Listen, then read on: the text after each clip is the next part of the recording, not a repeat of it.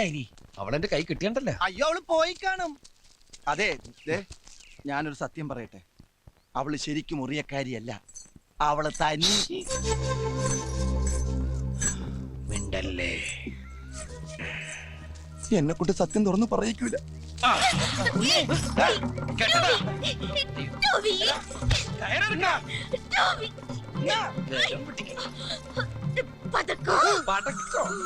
പടക്കന്നല്ല, പതുക്കെ കെട്ടാൻ പറയുന്നതായിരിക്കും. എന്തിനാടാ പാവ എന്നെ കെട്ടണ? പാവോ ഇവളോ? എടാ ഇവളെ ഏതോ ഭീകര സംഘടനയിലെ ആളാ. ഇവൾക്ക് കരാട്ടെ കുങ്ഫു ഒക്കെ അറിയായിരിക്കും. നമുക്ക് ഇവളെ കെട്ടിയിട്ടിട്ട് സംസാരിക്കാം. കണ്ടാ? Hands up. കെട്ടിട്ടിട്ടാണ് ഹാൻഡ്സ് അപ്പ് പറയുന്നത്. സോറി. നീ എന്താ ഈ കാണിക്കുന്നത്? വേറെ വല്ല ആയതുകൊണ്ടോ നോക്കാം. ഇതിനൊന്നും വിശ്വസിക്കാൻ പാടില്ല. അരയിൽ വല്ല ബെൽറ്റ് പോകുമ്പോൾ ഒളിപ്പിച്ചോണ്ടെന്ന് ആർക്കറിയാം? എന്താടി ഇവിടെ? നീ അവിടേക്ക് തൊട്ട് എന്താന്ന് ചോദിച്ചാ കുട്ടി എന്ത് പറയാനാ? ഇവിടെ എന്തോ തടയുന്നുണ്ടാ? ഈശ്വര, ഈർക്കിലി പടക്കോ? അത് ഏലസ് ആയിരിക്കും, ഏലസ്. ആ ഏലസാ. ഹാ ഇനി പറ. തൂ ആവാരാഹും, നീ ആരാകുന്നു? നീ കണ്ണു തുറപ്പിക്കല്ലേ, കണ്ണു കുത്തിപ്പൊട്ടിക്കും ഞാൻ. മറിയൻ റഷീദ് ചോദ്യം ചെയ്ത സ്റ്റൈൽ നിനക്കറിയോ? നിന്റെ ഉടുതുണി കംപ്ലീറ്റ് സംസാരിക്കരുത്. ഞാൻ മലയാളത്തിലല്ലടാ. അതാണ് പ്രശ്നം.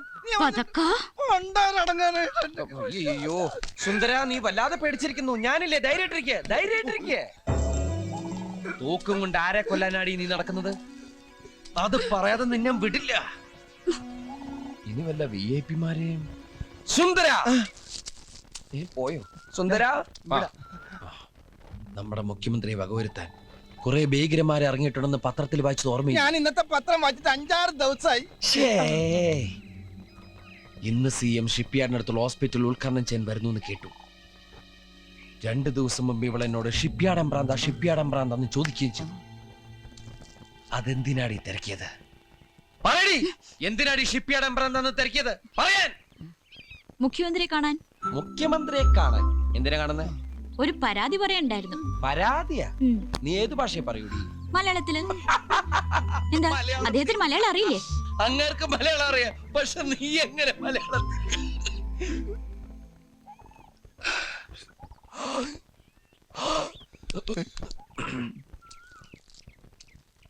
നീ ഇപ്പൊ എന്താ പറഞ്ഞേ?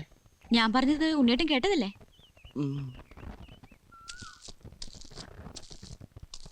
സുന്ദര, ബസന്തി മലയാളത്തിൽ സംസാരിച്ചു. നീ എന്താ ഞെട്ടാത്തെ? ഞാൻ ഒരു പ്രാവശ്യം ഞെട്ടിയതാ, എപ്പോഴെപ്പോഴും ഞെട്ടാൻ എനിക്ക് വട്ടൊന്നുമില്ല.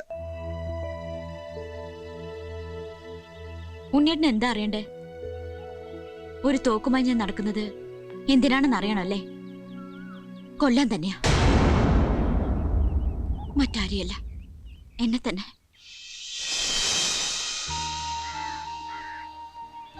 മരണക്കിടക്കയിൽ വെച്ചാണ് വസുന്ധര, എന്റെ അമ്മ, എന്റെ അച്ഛൻ ആരാണെന്ന് ഞെട്ടിപ്പിക്കുന്ന രഹസ്യം എന്നോട് പറഞ്ഞത്.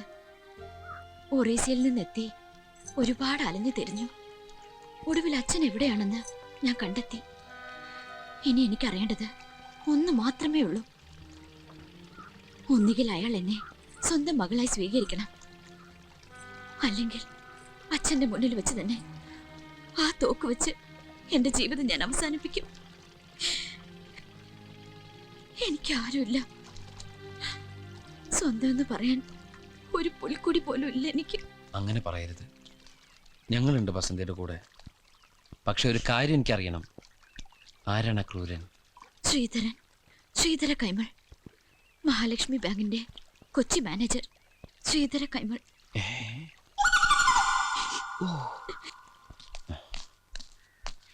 തൽക്കാലം ആ തോക്ക് എവിടെയെങ്കിലും ഒളിപ്പിച്ചു വെക്കണം. ഒരു ദുർബല നിമിഷത്തിൽ അവൾക്ക് എന്തെങ്കിലും തോന്നിയ കൈമളിന്റെ കാര്യം ക്ലോസ് ആവും. അതോടെ നമ്മുടെ ലോണും ക്ലോസ് ആവും. എന്തായാലും അവളെ നമ്മുടെ അടുത്തേക്ക് കൊണ്ടുവന്ന ദൈവമാ. അവള് ബസന്തിയല്ല, പിന്നെ മഹാലക്ഷ്മിയാ. നമ്മളെ നാട്ടുകാരുടെ മുമ്പിൽ വെച്ച് നാണം കെടുത്തി RC ബുക്കും കൊണ്ടുപോയി ആ ചെറ്റ കൈമൾ തന്നെ RC ബുക്കും തന്നെ നമുക്ക് ലോണും പാസ്സാക്കി തരും.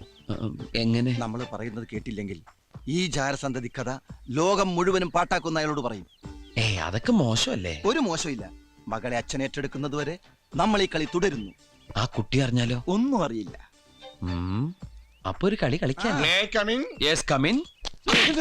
ഒരുമാതിരി മറ്റോർത്തെ പരിപാടി കാണിക്കരുത്. എന്നെ എന്തിനാ ഇങ്ങോട്ട് കൊണ്ടുവന്നത്? Mobile restaurant food and accommodation കൊടുത്തോളാന്ന് പറഞ്ഞ് എന്നെ ഹോട്ടലിലാക്കിയിട്ട് ദിവസം 3 ആയി. ഒന്നങ്ങൾ തിരിഞ്ഞു നോക്കിയാ അവസാന ഹോട്ടലിലെ ബില്ല് പേ ചെയ്യാൻ 45 കിലോ മാവിന്റെ പൊറോട്ട ഒറ്റയടിക്ക് നിന്ന ഇരിപ്പിന് അടിച്ചു കൊടുത്തിട്ടാ ഞാൻ പോകുന്നത്. അങ്ങനെ ഒരു കല എന്റെ കയ്യിലില്ലായിരുന്നു, ഞാൻ എന്ത് ചെയ്യായിരുന്നു?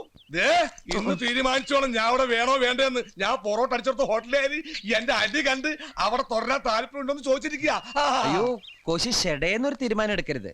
ഒരു 2-3 ഡേയ്സ് അതിനുള്ളിൽ എല്ലാം ശരിയാവും. ഉറപ്പാണോ? ഒന്ന് പറഞ്ഞു വിടറാ. ഞാൻ പറഞ്ഞു കൊടുക്കാം.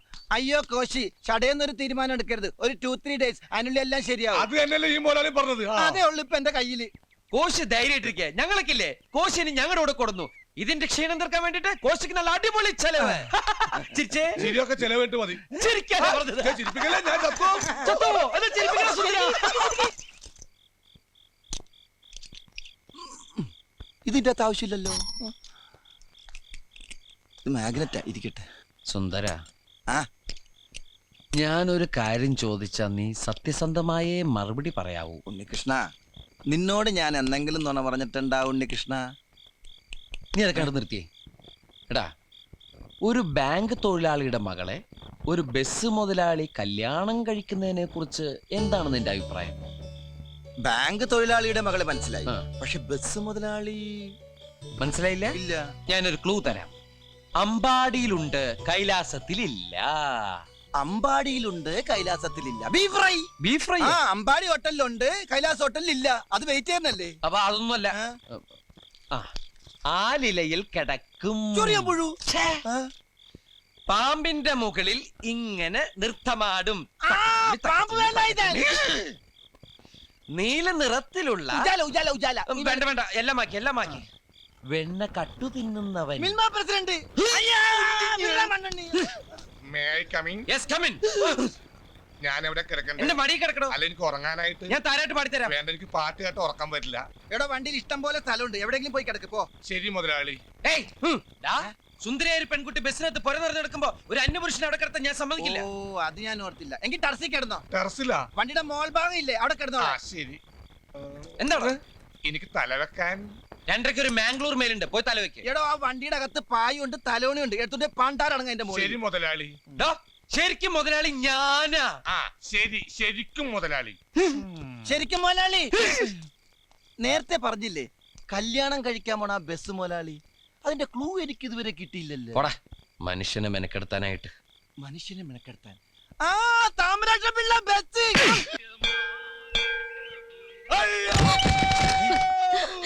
എന്തോ ഒരു ശബ്ദം കേട്ടത്? കോശിയുടെ ശബ്ദമല്ല കേട്ടത്. അപ്പൊ ടർസിന്റെ മോളിൽ നിന്നായിരിക്കും. കൊന്ത കോശി.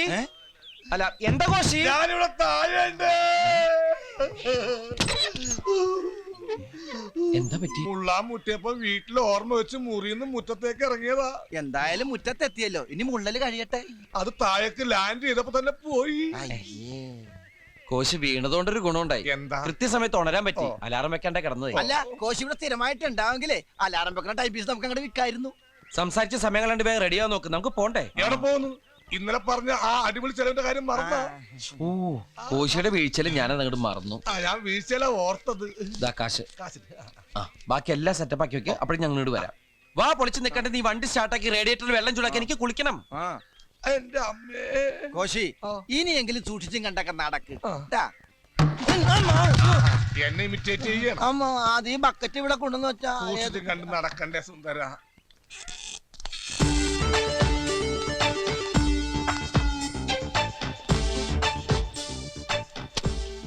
ഒരു ബാങ്ക് മാനേജറുടെ മുറിയിലേക്ക് വരുമ്പോ ചില മര്യാദകളൊക്കെ പാലിക്കേണ്ടതുണ്ട്. മര്യാദയ്ക്ക് തന്നെ ചില കാര്യങ്ങൾ പറയാനാണ് ഞങ്ങൾ വന്നത്. പണ്ട് അതായത് വർഷങ്ങൾക്ക് മുൻപ് ഒറ്റപ്പാലത്തുള്ളൊരു ചെറുപ്പക്കാരൻ ബാങ്കിൽ ജോലി കിട്ടി ഒറീസയിലേക്ക് പോകുന്നു. ആ, അവിടെ സുന്ദരനായ ഒരു ഫോറസ്റ്റ് മാൻ ഉണ്ടായിരുന്നു. അയാൾക്ക് സുന്ദരിയായ ഒരു മകളുണ്ടായിരുന്നു. പേര് വസുന്ധര. ആ കുട്ടിയുടെ അമ്മ മരിക്കുമ്പോ അവക്ക് വെറും 2 വയസ്സ്. ആ കുട്ടി വളർന്ന് സുന്ദരിയായ ഒരു വീട്ടമ്മയായപ്പോ 3 വർഷത്തേക്ക് പ്രീ ഡിഗ്രിക്ക് പഠിക്കാൻ പോയി. ഡിഗ്രിക്ക് പഠിക്കുന്ന കുട്ടി അവിടെ പ്രൊബേഷണർ ആയിട്ട് കേരളത്തിൽ നിന്നും വന്ന ഒരു മാന്യ പിശാച് എന്ന് പറയുന്നതാണ് ശരി. അതെ, ആ മാന്യ പിശാച് അവളെ വളച്ചെടുത്ത് ഗർഭിണിയാക്കി. നിങ്ങൾ എന്ത് പ്രാന്തായി പറയുന്നത്? എനിക്കൊന്നും മനസ്സിലാവുന്നില്ല. മനസ്സിലായില്ല? മനസ്സിലാക്കി തരാം. വസുന്ധര എന്ന കുട്ടിയെ പഴപ്പിച്ച് ഗർഭിണിയാക്കി ആ മാന്യ പിശാച് മുങ്ങുന്നു. അവിടെ ഒരു ജാരസന്തതി പിറക്കുന്നു.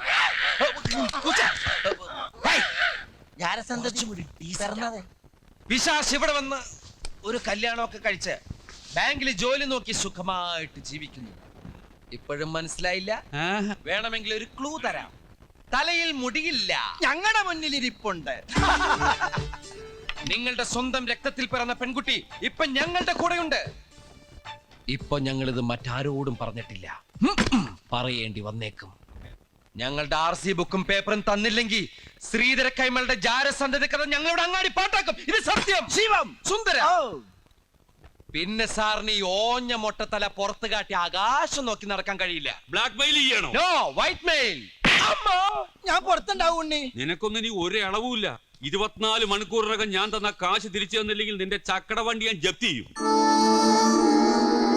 Get out. Get out. ജനിച്ചിട്ട് ഇത്രയും വർഷമായിട്ട് മകളെ അംഗീകരിക്കാത്ത ഒരുത്തൻ ഇതല്ല ഇതിന്റെ അപ്പുറം ചെയ്യും. സാരമില്ല, നമുക്ക് വേറെ വഴി നോക്കാം. എന്തായാലും പറ്റിയത് പറ്റി. തൽക്കാലം അവളോട് പറയണ്ട. പറ്റിയതും കിട്ടിയതും പറയണ്ട. ആ, രാവിലെ കോശി വീശി തുടങ്ങിയോ? രാവും പകലൊക്കെ ഉണ്ടാക്കണ സൂര്യനും ചന്ദ്രനും അല്ലേ? കോശി വീശു കോശി. വീണ വേദന കാരണം ഞാൻ വീണ വായന എന്ന് കേട്ടിട്ടുണ്ട്. വീണ വേദന എന്ന് ഞാൻ ആദ്യമായിട്ട് കേൾക്കുക. വസന്തിക്ക് ഇഷ്ടായില്ലെന്ന് തോന്നുന്നു. അതിന് ഞാൻ വസന്തിക്ക് ഇത് കൊടുത്തില്ലല്ലോ. അതല്ല, ഞാൻ ഇങ്ങനത്തെ ഒരു ചീപ്പ് സെറ്റപ്പിൽ ഇരിക്കുന്നത് ആ കുട്ടിക്കൊരു അപ്പൊ എന്റെ കാര്യോ? വസന്തിക്ക് ഞാൻ കോള കൊടുത്ത് കൂളാക്കാം. എനിക്കിപ്പൊ നിങ്ങളുടെ കീഴിൽ പണിയെടുക്കേണ്ട യാതൊരു കാര്യമില്ല. പിന്നെ എന്റെ കുടുംബം പട്ടിണി എടുക്കണമെന്ന് വിചാരിച്ചിട്ടാ ഞാനിത് അടിക്കും. കോശി ലേശം ഓവറാ. ഞാൻ ഓവറൊന്നുമല്ല, ഒരു 6 റുപ്യ കഴിച്ചിട്ടുണ്ട്. വസന്തിക്ക് ഞാൻ കോള കൊടുത്തിട്ട് ഇപ്പൊ വരാം. മുഴുവൻ തീർത്ത് കളഞ്ഞേക്കല്ലേ. അപ്പൊ ഇത് ഞാൻ അടിക്കും. അങ്ങനെ കഴിക്കല്ലേ എന്റെ കോശി. വെറുതെ എന്തിനാ ഇങ്ങനെ ലിവർ കളയണേ? എന്താ ഇവിടെ ഒരു കലാപരിപാടി? അത് കുക്കിന് ചെറിയൊരു ട്രീറ്റ്. ഇത് വസന്തി എന്താ കോള. ഭയങ്കര മേലുവേദന, ഞാനൊന്നും മയങ്ങട്ടെ. അപ്പൊ ഓക്കെ, ഗുഡ് നൈറ്റ്. ടെറസിന്റെ മുകളിലേക്ക് പോവല്ലേ? മുറ്റത്തേക്ക് ഇറങ്ങണ്ട. ഇതാ ഇത് വെച്ചോ, ആവശ്യം വരും. ഇതെന്താ യൂറിസ്റ്റ? എന്റെ മോലാളി, ഞാൻ ഈ ടെറസിലേക്കില്ല, വല്ല മറച്ചോട്ടിലും കിടന്നോളാം. അതാ നല്ലത്. ടർച്ചിന്റെ മുകളിൽ കിടന്നാലും രാവിലെ താഴെ ഉണ്ടാവും. അപ്പൊ പിന്നെ താഴെ കിടക്കുന്നല്ലേ നല്ലത്. ഞാൻ എവിടെയും കിടന്നോളാം. എന്നാലേ ഞാൻ ആ ടെറസിന്റെ മുകളിൽ കയറി പായ തലോനെ എടുക്കണ്ടേ? ഇതെന്ത്, ഇത് കോള മാത്രമേ ഉള്ളൂ? എടുത്തു ഒഴിച്ചൂടെ? ദേ ഇരിക്കുന്നു.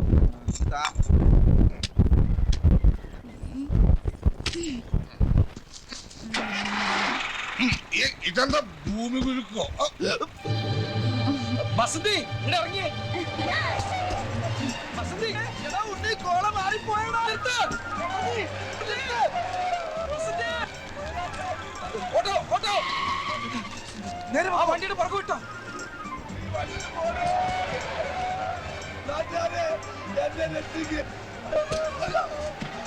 വേഗം പോ, വേഗം പോ. കറണ്ട് കമ്പി നോക്കണേ. വേഗം വിടറോ. അടുപ്പിക്ക് അടുപ്പിക്ക്.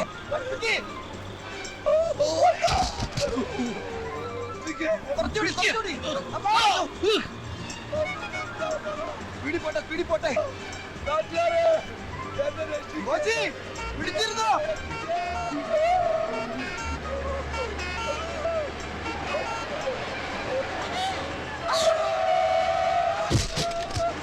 എന്റെ കിടപ്പാറം പോയേ.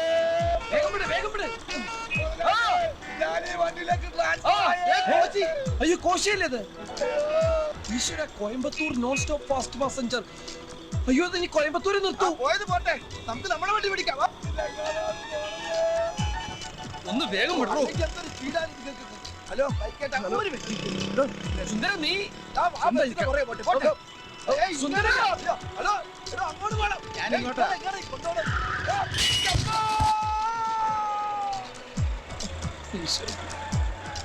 ഏയ്, നിർത്ത്.